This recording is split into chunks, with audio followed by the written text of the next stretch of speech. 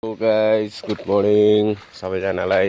आशा गर्छु सबैजना ठिकै हुनुहुन्छ होला अनि साथीभाइ सबैजनाको होली राम्रैसँग बित्यो होला है। आज चाहिँ म यता तपाईँहरूको मतिगडामा आएको छु है। मतिगडामा फिटनेस गराउनुको लागि आइरहेको छु।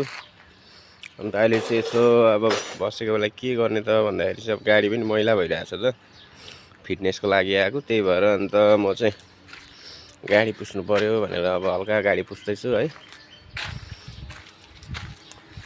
अन्त हेर्नुहोस्, म अब गाडी पुस्दैछु। गाडी देख्न सक्नुहुन्छ पुरा मैला भइरहेको छ। गाडी पुस्न थालियो है। गाडीमा चाहिँ यो सिमेन्ट बोकेपछि चाहिँ नयाँ र पुरानो केही चिन्नै सकिँदैन। गाडी त नयाँ हो तर अब झट्ट हेर्दा चाहिँ अब पुरानै भइसक्यो। सिमेन्टको धुलोले गर्दाखेरि अब धोएर पनि साध्य हुँदैन, पुसेर पनि साध्यै हुँदैन। आज चाहिँ अब ल फिटनेसको दिन अब यसो पुस्दिनँ त भनेर हल्का पुस्दिएको है। साथीहरूको पनि यसो फिटनेसहरू चेक गर्दै गर्नु, नत्रखेरि बाटोमा दुःख पाइएला है।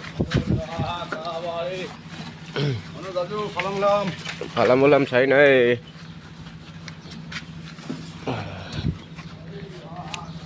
मेरो चाहिँ यो मोटगार्ड अस्ति टायर ब्लास्ट भएर चाहिँ ब्यान्ड भएको थियो हो। त्यसले गर्दाखेरि चाहिँ हेर्नुहोस् न, हिलो धुलो आम्मामामा बिजोकै भइरहेछ नि। फिटनेसमा आएको टायर हेर्नुहोस् न, टायर पनि माया लाग्दछ हो, गाह्रो छ हो।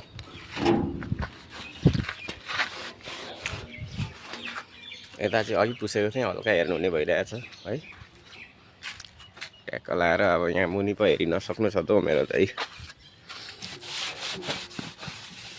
मोटगार्डले अस्ति राम्रै थियो, टायर पड्केर नि, टायर पड्केर उडङ्गै टायर पड्केर चाहिँ म्याट सेट त अन्त डालामा टाँसिएको थियो।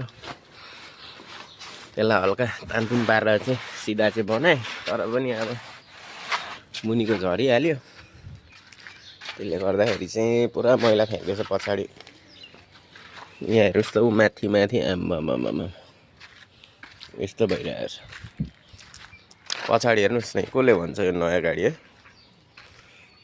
यस्तो कन्डिसन भइरहेको छ पछाडि पनि।